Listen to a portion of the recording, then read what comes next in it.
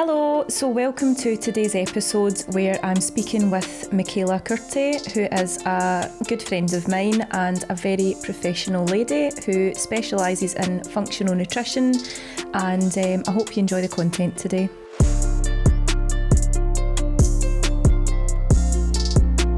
Buongiorno, Michela. Buongiorno, Louise. How are you? Good, how are you? Very well, thank you. So welcome to today's episode. I wanted to focus mostly on functional medicine, nutrition, your sort of bread and butter. Speaking a wee bit about differences between the different countries from where you live and practice. Just discussing and giving people a wee bit of insight into what you're all about. So can you tell me a wee bit about functional medicine and more specifically functional nutrition? Absolutely. Functional medicine is a science-based modality that allows to basically go to the root and not just stop at the symptoms. So a lot of the way that people are treated nowadays is placing some band-aids and just fixing the temporary, but not really going to the root of why it is happening and preventing it from happening again. Functional medicine wants to make sure that we know the symptom, the why, and we fix to the root. And functional nutrition is the nutrition portion of it, and it's really a good 3/4 of it. And aided by tests, specific tests that are not offered in traditional medicine, you can see what is really the cause of what is manifested on the outside. And you can do amazing things with it. And I've seen it firsthand in my family, myself, on clients that I was happy to help and to work with. So functional nutrition, in essence, is very much a big helper, and it's not gotten the reputation that it deserves. A lot of people still think, well, I'd rather go to the traditional doctor, which is a good option, but you'll see that the doctor can only have an approximate view because their testing looks at different things. Absolutely. So they're looking at more of a prescriptive base or a sort of treatment base rather than the prevention, like you say. And I think you're very right with that, because only my experience in Scotland is that there are only a few functional doctors. I think there's more functional nutritionists, but having that doctor who has that whole overall perspective of all factors and all facets of health. So it's not just about, you're presenting with a symptom and then they'll say, all right, okay, here you go, there's a statin for your cholesterol or what have you. Whereas if you go to a functional doctor, they'll ask you specific questions based around your lifestyle, your sort of sleeping habits, smoking status, alcohol, all of these things. And it paints a bigger picture rather than just a 10-minute sort of no eye contact appointment. And I think that's probably what's pushed a lot of people. Yeah, they've pushed a lot of people into kind of taking that ownership of their own health so that they can say, right, you have that option there to go to a doctor, which is absolutely great. And, they do serve a purpose, but it's not for everyone. So going back to yourself, what would you say the differences you've noticed in your experience between the different countries that you've lived in? Is there a more sort of openness to functional medicine in, say, Europe as opposed to the UK or to the US? Like, what's the sort of differences? The perception I have is that Europe is a little more predisposed because it's been around longer.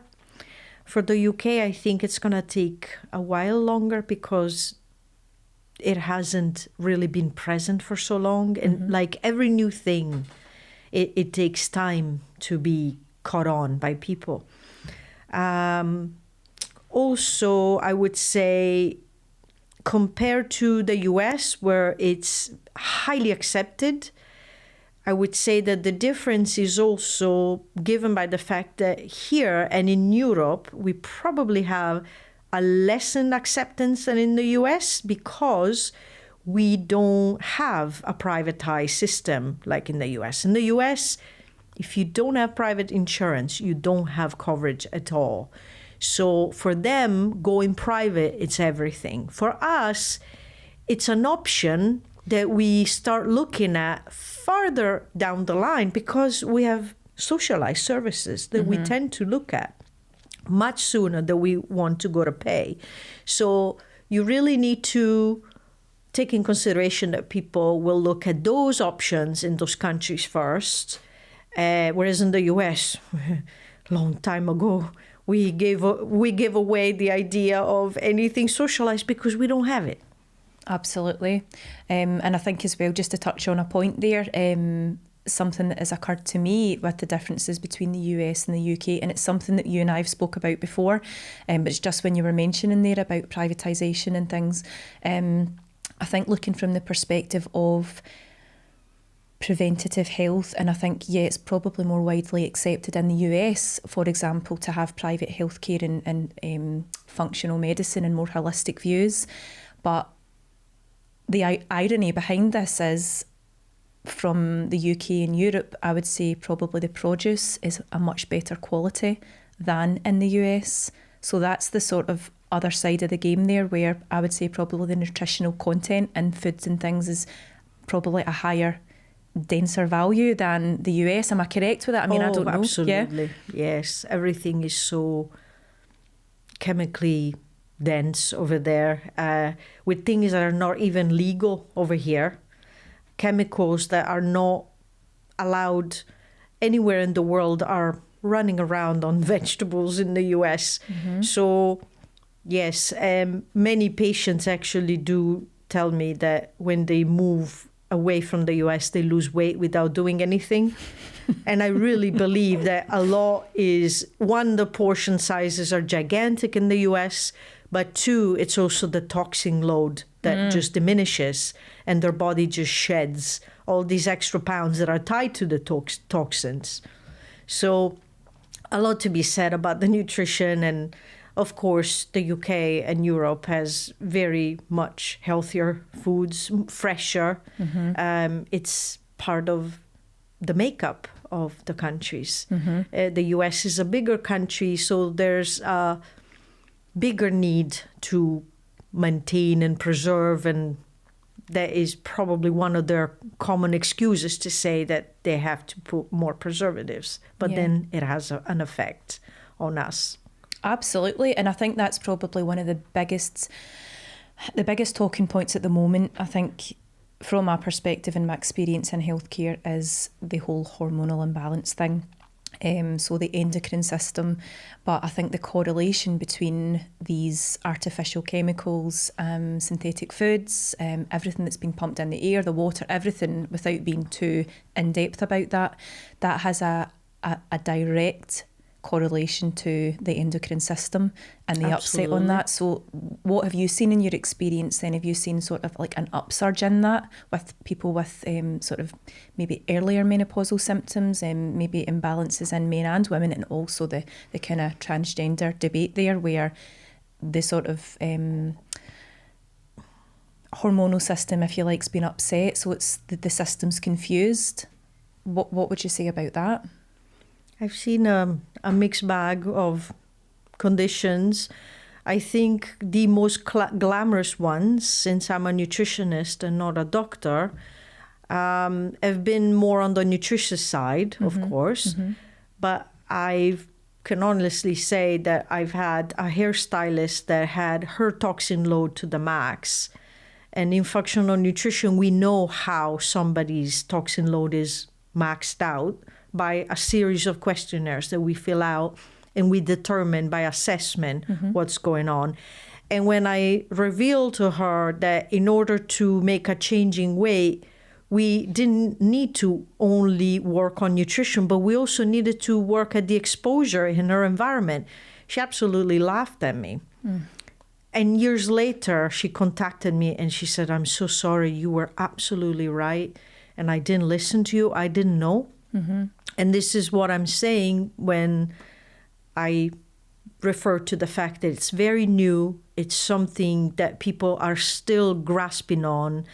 And some of the concepts are just still very far-fetched for most people. And it just seems incredible that with food only and maybe supplements, you can fix a variety of conditions.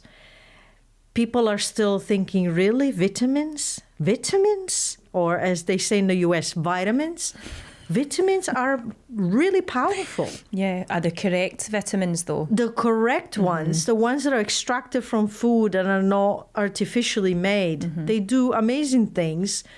And people are often ridiculing this side of things when in fact it does work. Yeah, definitely. And I think it's got to be on that sort of evidence-based results that you see, like the data, supports what you're saying, and you see the difference physically, mentally, and sort of through testing. I think that's where you'll see it. And I think, so probably touching on that point about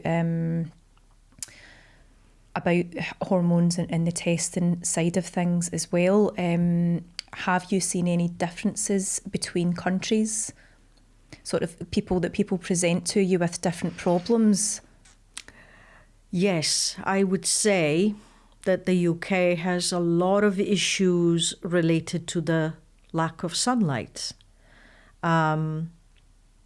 Sunlight seems to be this irrelevant detail, but what it goes to touch down on is lack of vitamin D, which encompasses so many things for a person: their immune system, their bones, their metabolism, their moods, their uptake on life, their thyroid. Everything is touched by that vitamin. And when it's low, it's not caught on by the traditional practitioner, because in traditional medicine, your vitamin D is low at levels that it's already super terrible conditions for the actual reality. In other words, in traditional medicine, they'll tell you that something is a problem when you're pretty much feeling horrible already. In functional medicine, these values are a little more conservative, and it'll be considered low sooner when you start having the symptoms, when they're not so apparent yet. But again, with these assessments, we can detect what could possibly be the case, and then we can go test accordingly. And vitamin D, I think, is the biggest example. In the UK, it's glamorous, really. But believe it or not, even when I was practicing in Florida, I had people that had low vitamin D levels. They were having frequent infections, frequent colds, frequent sore throats. And why? Well, they were exposed to the sun, all right, but they were actually escaping it because, on the contrary, it was too much. Ah, right. Okay. So protect yourself with sunblock, stay in the shade, go to work out in the morning when the sun is still not high. Well, they had similar values like our friends in the UK that had no sun at all. Wow. So all the effects of that we have seen are the same. The infections, problems in bones, particularly in women in menopause. Yep. And if you can correct those early, you can save a whole lot of population from bigger problems that we don't need. Yeah, so this is not nutrition based, but I guess it could be sort of a factor in functional health. And it's talking about the toxic overload. So this is another area that we've both been discussing recently a lot, and it's a very big interest to me just because of my sort of scientific background, the chemistry, and also health in general. And you're saying about sun and vitamin D, and I think the online world of social media sort of places a lot of emphasis on beauty standards, cosmetics, having the best, the sunblock, the skincare, all of that bullshit. And I'll say that. I've always had issues with sunscreen and wearing sunscreen on the face. I don't know why, it's just been an innate thing. What's your thoughts on it? Because my understanding of sunscreen is that it's toxic. The body absorbs. So what's it doing to you? I've touched on quite a bit on this, living in Florida and having a very fair complexion myself. And the result of all those years has been that not only I did try to use sensible products that were not a toxin load, but I've also realized that if I actually stay an hour or 20 minutes, really, 20 to 30 minutes with my face, I will absorb probably just enough for what I need. And at that point, it'll start being just a bit too much for my complexion. And at that point, I'll maybe apply something that is not ridden in toxins and not ridden in chemicals that will be another problem. And alternate, being in the sun and covering and shadowing and keeping a hat. But yes, the sunblock, I think, is still something that is very contradictory, and I leave it to the actual dermatologist to have a more thorough say. My personal experience as nutritionist has been that I've honestly tried to alternate being in the sun directly, but also protecting with the hat, and you may be using low chemical spectrum products when I would go at sea on a boat where you really cannot protect. And my skin, I think, has been okay. I don't have particular spots from 6 years of Florida living. So I think people need to research and they need to make a decision for themselves as to how they want to go about it. However, one thing for sure is if you test the average person, you will see that their vitamin D levels are low, wherever they are. And what that happens then, what that causes then, is all the variety of things that I've described. The frequent infections, the problems in the mood, a different uptake on life, metabolism issues. Not little things. So just to kind of answer the question though about the sort of toxins in sunscreens and cosmetics and things, what kind of effect do you think that has on the system as a whole? It's a hormonal disruption that you're creating. Okay. So, of course, the biggest problem is parabens, but also phthalates are another one. The zinc oxide is something that I really leave to dermatologists, but in the urban knowledge, that is what creates the block. I have not made sunblock myself, but the people who claim themselves experts say that if you put the right proportion of it, that's how you create a healthy enough block without adding all of the other chemicals. Scientifically, we know parabens are hormonal disruptor, and they're present in many of the sunblocks that you choose in every country you go to. Right. So you really need to keep your eyes peeled because that is a fact. Yeah. Okay. Every time you disrupt the normal process of hormonal production and metabolism, you will have consequences. They're not going to be visible right away, but that doesn't mean that they don't exist. Just like when they ask me, oh, is fluoride bad in the water? Sorry, I'm picking up another controversy here. Oh, but I haven't seen anything about it. Yeah, well, that doesn't mean that it has not created problems. Well, are you dumber? I don't know. Sorry. One other thing I wanted to touch on, I know I like to ask you very out there questions, but it's because they're in my brain. And I love them. Always. So what's your thoughts on genetically modified food? So my sort of perception of this is, and I know it is controversial and I know a lot of people will disagree with it, but genetically modified food, I think food in its purest form is obviously created from genesis of seeds, the sun, the photosynthesis, the sort of nutrient composition that it's designed sort of naturally to be, to connect with the systems in the body so that we get what we need. When we don't take what we don't need, we get rid of it. So I guess in a nutshell, what I'm trying to ask is, do genetically modified foods have the same effect on the body, or can they actually manipulate systems in the body as well to become modified? Absolutely. And to the answer, are they the same? No, they're not. What they do is different. What they are made is different. Should we have them? Is highly for debate. As a functional nutritionist, I say we shouldn't have them. Mm-hmm. Our pioneer men in the old times didn't have them. And by chance, they didn't have the diseases that we have nowadays. Mm-hmm. All the disease spectrum that we see nowadays has come just at the same time as all of these modifications. Mm. Is that casual? No. We've also seen in studies that these products are not helpful to our health. There's been an actual lawsuit with one of these companies that modifies that did not really get seen in the media because it's inconvenient. Farmers on their end have a lot of pressure to use these products because the organic seeds are not very found and also more problematic, and they're not given a lot of choice.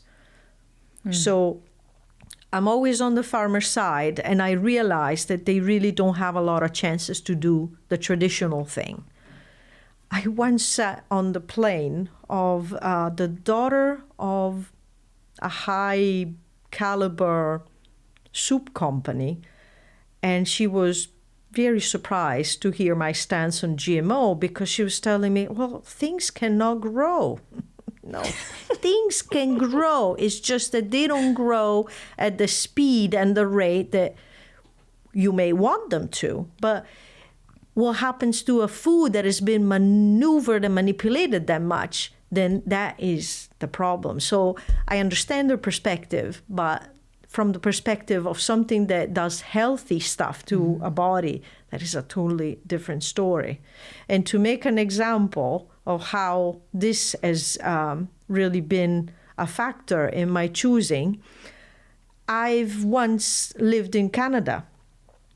And in the US, knowing all of that I know about the food system and the glyphosates and the GMOs and all of that, I used to be pretty much gluten-free because I was of the understanding that gluten is not a poison on its own, but with those substances, it sort of becomes a very undigestible, improbable nutrient. Mm-hmm. That said, that month that I lived in Canada, I was with a family because I was learning French. The French that gets me in trouble when I'm in France right now because I have the Canadian accent. So this family, they fed me what they fed me. You know, they didn't care that I was a functional nutritionist from Florida. It was what it was. And so for a month, I feasted on gluten. And when I came back to Florida, just a week before, I started to develop this rash that went away. When I came back to my gluten-free diet. I later found out that Canada puts even more glyphosate because of the cold. They need to preserve the wheats from bigger periods of time and higher cold temperatures. And so they even put more than in the US. And boy, did I know that because my very pristine, detox-free body, whatever, boy, did I know because I had this rash in my arms. It was not the detergent because I was buying the écologique, organique stuff at the market. So I knew it was the gluten. Need we say more? Is that really good stuff for us? And I was lucky that it was a rash. It could have been worse. Had I been a celiac patient, obviously I would have not had gluten. But imagine what a reaction.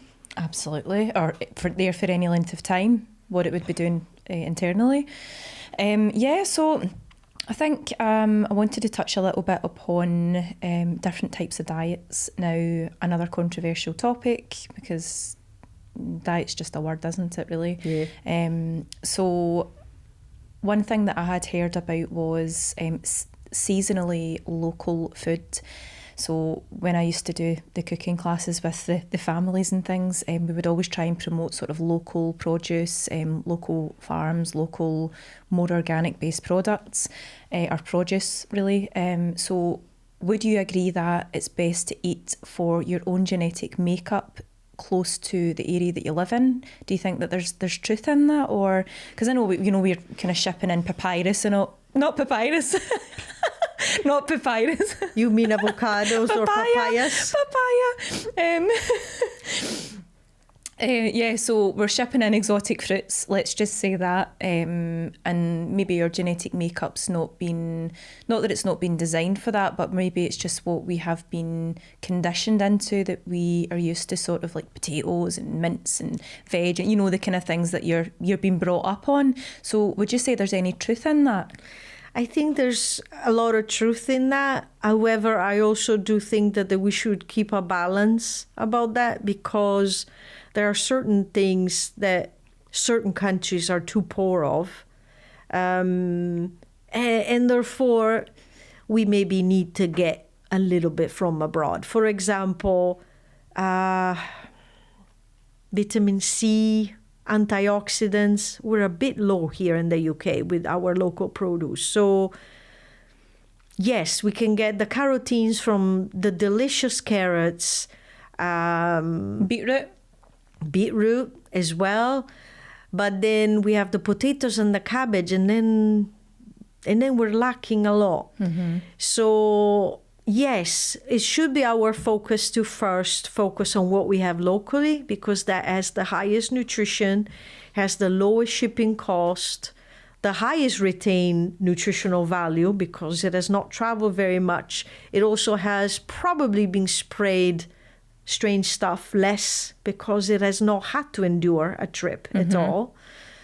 On the other hand, yes, we do lack certain things like antioxidants, like blueberries is my first superfood that I think about, that I always tend to buy, or avocados, which is rich in vitamin E and provides glutathione, which helps detoxing, the natural capacity of the body to detox. So yeah, I get those, and I'm maybe guilty, but honestly, we don't find them locally. Yeah, I tried to grow them in my greenhouse, but to no avail. Didn't happen. Maybe I need to work on my growing skills. But maybe. Yeah. Mm-hmm. Thank you very much. I'm sure we'll have another discussion soon. There's plenty more things to speak about, and I'm always asking you questions. I just like to get it on camera so that I have it to look back on. I go, oh yeah, that's right. Oh yeah, what did Michela say again? Yeah. So thank you very much. I really appreciate you coming on today, taking the time out as well. Thank you for having me. Okay, thank you.